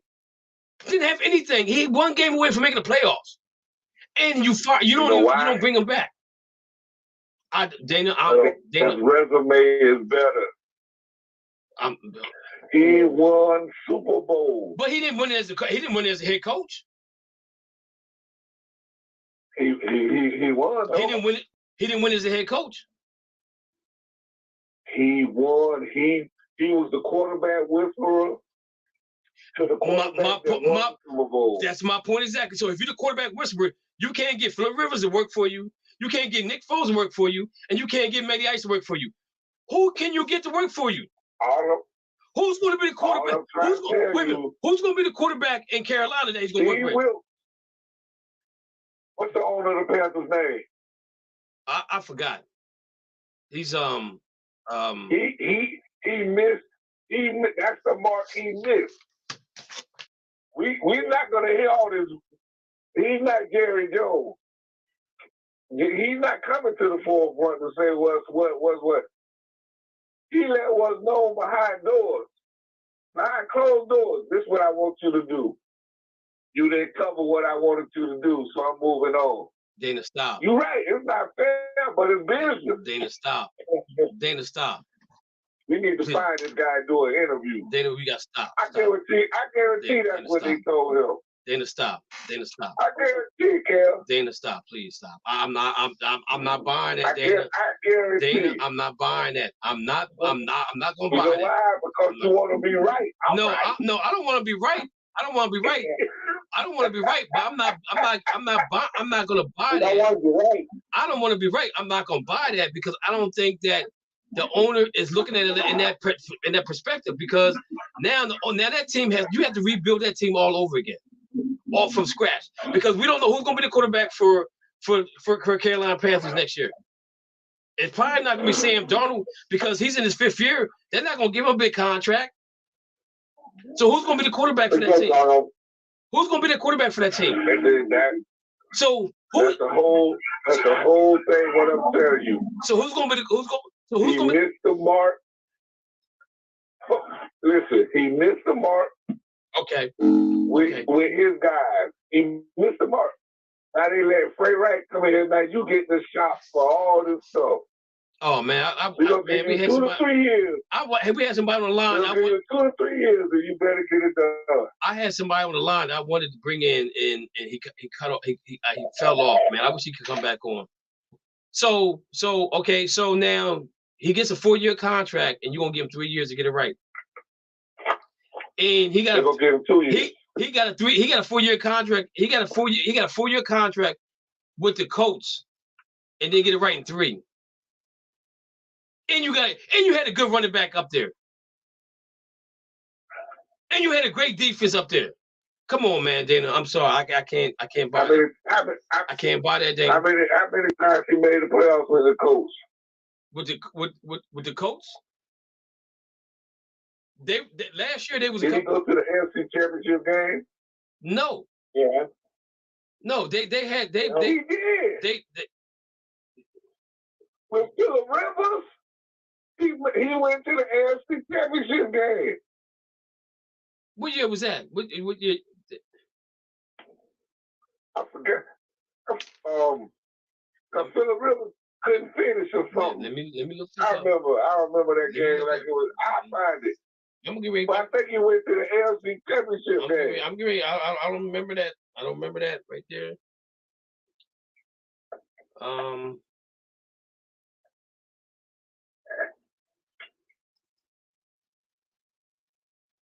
I'm looking this up now. I'm looking up. Oh, this year.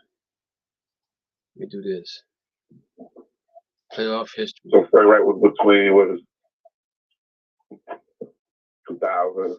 2020. Because Let me see. they lost to the Patriots, I remember. Yeah.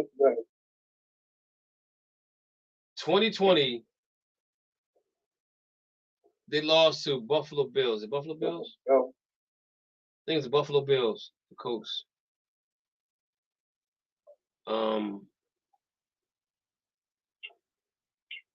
I thought it was the Patriots. No. 2018, they was in a wild card. And they 2018, they beat the Houston Texans. They lost to Kansas City in 2018. Wasn't they the AFC Championship game?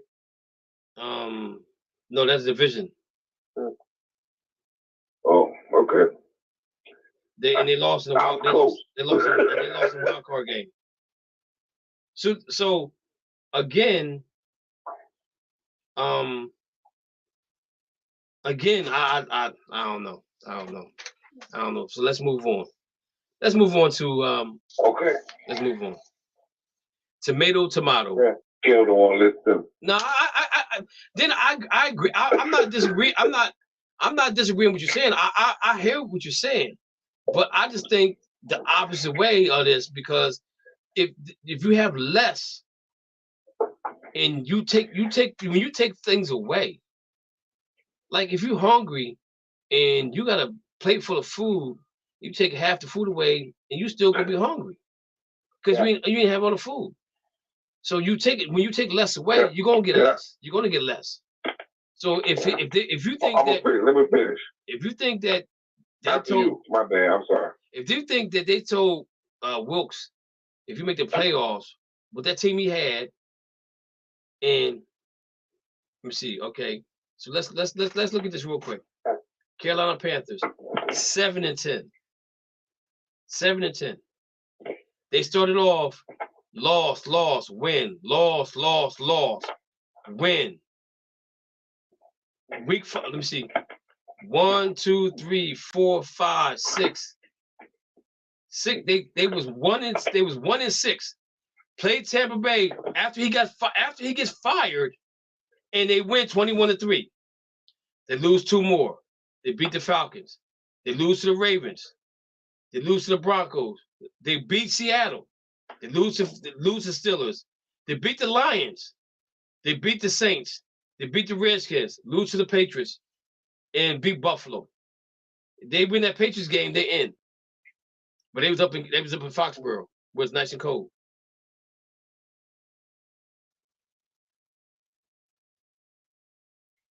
Nice and cold. I don't agree with it. You can't make me agree with it. But I'm just saying this right here. Frank Reich won more games. I mean, Steve Wilkes won more games than Frank Reich did the whole season. He won one game. Frank Reich won 1, 2, 3, 1, 2, 3, 4, 5, 6 games, right? And he was in 1, 2, 3, 4 games he was in where he could have won one way or another. And there's 2 games that like the Baltimore game, I don't know if they could have won that game. And even the Bengals game, they was winning that game. They lost 42 to 21, and they was in that game until halftime. They lost to the Falcons 37-34. They was in that game. So if he wins that games, then it's a whole different outlook, playoff or not. But anyway, let's move on to some basketball. Last 15 minutes of basketball. My Lakers got robbed. So, Yes, they did. so I'm gonna say this, Dana. You remember when they said that there was a foul on Patrick Beverly, and they challenged the foul, and it wasn't no foul? You remember that? Yeah.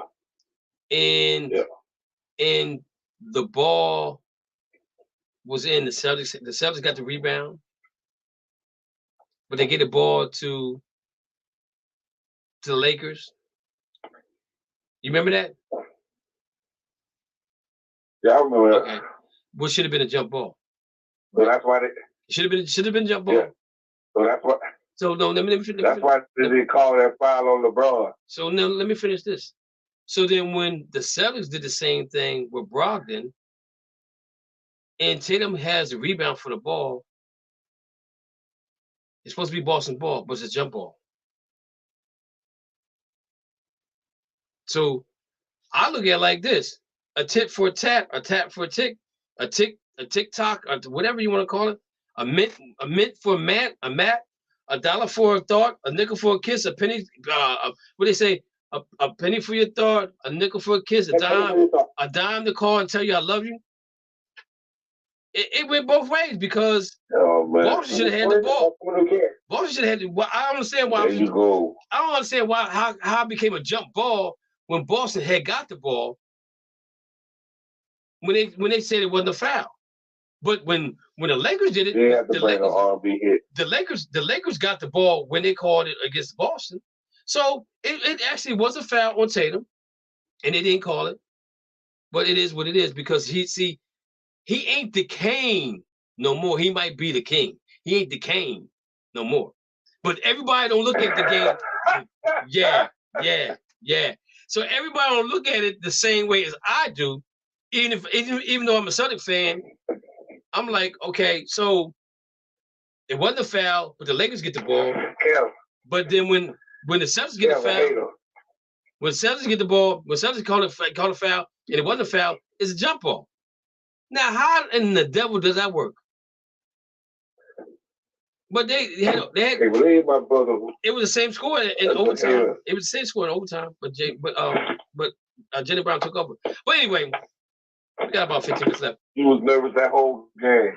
Yeah, because the game shouldn't even been that close, to be perfectly honest with you. And I'm gonna say this to you about the Boston Celtics. Without Marcus Smart on that line, without Marcus Smart in the lineup, they're vulnerable because they don't have nobody to defend like he defends. He's the best defender on that team. He's the best defender on that team. So when he's not out there, they're going to struggle. They're going to struggle because nobody defends as good as him. Jaylen Brown might be the second best defender on the team, but Marcus Smart is basically the best defender on that team altogether. Bottom line. I can't wait to Tatum come to the Lakers. Yeah, you can keep on waiting because that's not going to happen. So G-Dub, I'm gonna put you in this situation. Lou, I'm gonna put you in this situation. Uh-oh. Load management. Lou. Load management. This is what happens. Yeah. You're both Golden State Warrior fans. They come to Cleveland. You go to Cleveland You're from Cleveland, but you go down there because you're a Golden State Warrior fan. And you take a family of 4. So the gas, let's say you spend $100 on gas coming and going. Say you spend the night at a hotel. That's pretty much $200-$300 a night. You buy food before the game. That's maybe $200. So we're looking at we're looking at 100 for gas. You eat before the game, that's $200, that's $300. You get a hotel room, that's $300, that's $600. And you get tickets and you sit in nice seats. I'm gonna say nice seats, $150 a piece for 4 people. So that's that's $600, almost 15 times 4. What's that? 50, Something like that, yeah. 600. So you spent close to $1,000 to come see the Golden State Warriors play. And when you get in the stadium,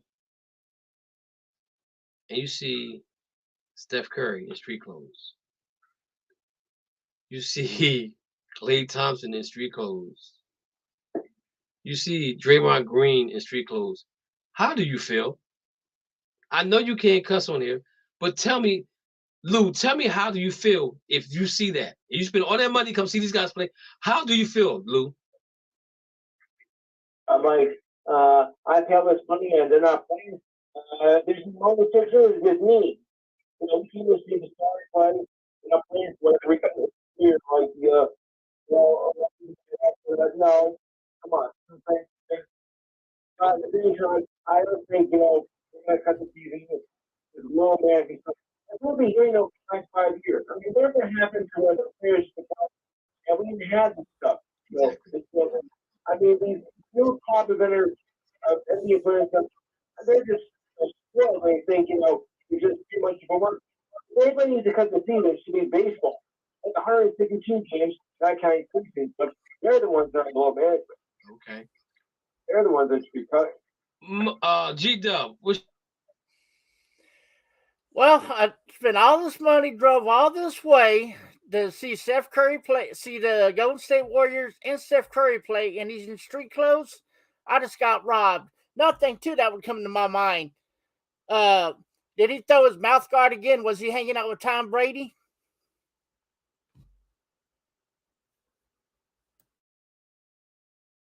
G-Dub going on. I can see it.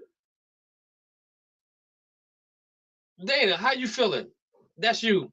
How you feeling, Dana? Oh, I'm pissed off. I can get a refund? So I can't get a refund, sir? No, you can't get a refund. You I'm pissed off. You can't even regurgitate the food that you ate because it's already in your stomach. Oh God. So this is what Charles Barkley was talking about. Yeah, This is what Charles Barkley was talking about. I'm pissed off. Because you only come East once. To play a team in the East once. How do you do that? Now Steve Kerr complaining about 82 game season. Man, stop with the nonsense, man. I'm gonna tell you how this fixes thing. Like I said before, if you're gonna do that to a player when they're on the road, where they only get to see the team play one time, then you put him on disabled list. He can't play 5 games. I guarantee they stop it then. I guarantee he plays the next game. I'm sorry. It's just not fair to the fans to have to tolerate that nonsense that you go all that way. You spend over $1,000. You spend over $1,000. And I went on I went to the minimum side of it. The minimum side of $1,000.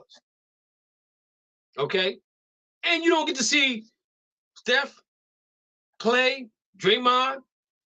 Now they won the game, but you don't get to see your favorite players play. I'm telling you, that's heartening. That's heartbreaking for kids that come to a game and they don't see their players play, especially when they only gonna come to Cleveland one time a year. I'm telling you, man. When we went to Boston last year, and my brother came downstairs and said, "Yo, Tatum might not play tonight," and they playing the Washington Bullets, the Washington Wizards. Man, you should see my nephew's face. He was saddened. He was really upset. And I ain't gonna tell you how much money I spent. I'm not even gonna tell you. Cause we went up there because my nephew was getting ready to get that scholarship, that 4-ride scholarship. So I had to celebrate for him. So I put a nice little penny. But the expression on his face when Tatum wasn't gonna play was priceless, man. It was a home game. It was a home game. So I think these players need to realize that they need to play in these games. Yeah, okay, let's get rid of the back-to-backs. I'm okay with that. Because if you keep fooling around with the NFL gonna fool around and get 20 games. So that means you have to put this. That means basketball season gonna run into almost the end of July anyway. Because you got to push the All-Star game back. Right. You know what I'm saying? So I'm saying let's get rid of the back-to-backs. You know what I'm saying? Right. Play every other night. You know what I'm saying? Do something like that. If you wanna fix it, do that.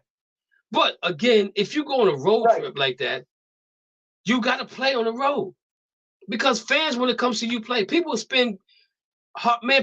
work overtime jobs. I hope y'all hear me out there. Hope y'all NBA players hear me out there. People work overtime jobs just to take their kid to go see LeBron, Steph, Jason, Embiid, Chris Paul, Kawhi Leonard, Zion Williams. Who else is out there? John Morant. Deion, the Mitchell dude in Cleveland. They work a part-time job to bring their kids to watch a game to see you play because they want to see you play. Work a part-time job. Now, what I'm saying, they work 8 hours and they work another part-time job, which is about 4 hours more. So 12 hours a day, which is 24-hour day, they spend it working. So they can take their kid to come see you play basketball. And you don't show up, you don't play. That's wrong. That's definitely wrong to the fans. It's unappreciative and it's wrong. Yeah. Stop being whiners and criers and baby whiners. Just pick up your shorts and go play. Play. Man, you had guys back in the day play. Man, you had Calvin Murphy had a concussion, played with a helmet on his head. Gerald Henderson had a messed up neck, had a neck brace on. These guys love the game of basketball. They love to play the game of basketball. We have too many guys right now in the NBA that love the money, but don't love the play. They love the money, but don't love the play. And their time in the NBA is going to be short-lived. So they better save their money. They better have a good financial advisor because they're staying in the NFL. NBA is going to be 4 years, and that's going to be it. That's going to be it because you're doing the fans wrong, and you need to do right by the fans because the fans are the one that pay your money. I got DirecTV. I pay your bill. I pay your contract too. So don't stand me up either. That's what I've got to say about that. And our show's almost over with, ladies and gentlemen. It is what it is. We miss my man Mo. He's a little sick today. Hopefully he'll be back next week. We want to send out prayers to the Tyree Nichols family. You're in our prayers as well. Yeah.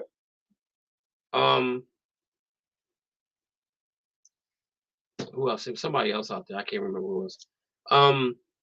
Starting next week. They're coming. She says she's ready. She's waiting on a partner. Starting in February, we'll be doing our Black History moments, and what we're going to do. Each host now will have a Black History person they do in sports. GW, if you want to get involved in that, you can. Lou, if you want to get involved in that, you can. Does it have to be? Does it have to be somebody that was involved in sport? I prefer sports, but if it's not sports, that's fine. It don't have to be sports. Okay, because I got people in mind for sports. Okay, because I already gave you guys the 4 people I'm doing. Okay, so Mo, I think Mo got his 4 people. Dana, did you get your 4 people yet? That's it. Okay. So when you get your 4 people, put it in the chat room. So y'all probably already. I don't know. Okay. I don't know You what. already, Say what, Dana? who you have? I I don't want to use the same people. I'll put it in the chat room again if it comes up. For some reason the chat room was acting a fool today and I couldn't get it in there. So I know for one, Oh, I'm going to do Jackie Robinson because he actually broke the color barrier for color baseball players in MLB. I have to sit down and figure out the other 3, but that's number 1. I know I already got down is Jackie Robinson. okay. So we'll just put it in the chat room if it comes back up. I mean, I can do the chat room on my phone. I just can't do it on the computer. So, guys, thanks for hanging out with me tonight. I had a lot of soapbox moments, but I had to get some things off my chest that just was sitting there for a long time. And I ain't done. yeah, I'm not done with the load management either. I got some more stuff I want to talk about. I didn't get a chance to talk about the snub for the All-Star game either. So we're gonna get to that next week as well. So before we're gonna go over. Well, you know what? I'm gonna wait to get your Super Bowl picks. We'll get them next week because the Super Bowl is in 2 weeks, so we can do it next week. All right, guys. We will. Thank you guys for hanging out with me again today, and I had a lot of fun talking about what we talked about. So let's go ahead and get on out of this joint. Thank you for listening to the Just Us Sports Talk Show. You have been entertained in the sports world by K Diggs from Harrisburg, Pennsylvania, the small city with the large heart, Dana the Hater Clark from St. Petersburg, Florida, G-Dub from Austin, Texas, and Murray E. Baskerville from Gotta Be More Careful, Baltimore, Maryland. Remember, we throw stones and we do live in glass houses. Big time players make big time plays and big time games. Stay ready, be ready. You have been listening to an In the Zone Sports Talk radio production. Remember, you can hear us again on Star107fm.com on Saturdays from 11 a.m. to 1 p.m. Eastern Standard Time. Be sure to download the Try99 TV app on any smart device and subscribe to In the Zone Sports Talk Television. The cost is $4.95. Thank you in advance for your support.